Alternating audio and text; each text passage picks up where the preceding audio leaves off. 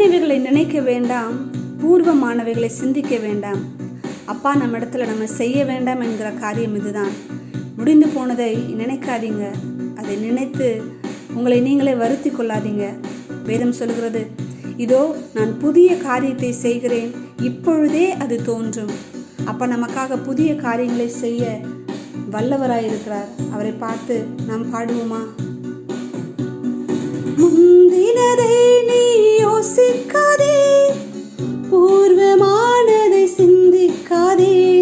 முந்தினதை நீ யோசிக்காதே, பூர்வமானதை சிந்திக்காதே.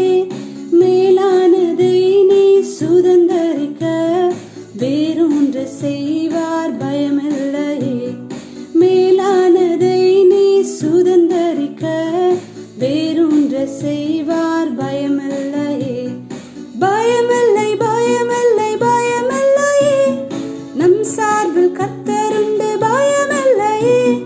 பயமில்லை, பயமில்லை, பயமில்லையே, நமக்காக யுத்தம் செய்வார் பயமில்லையே.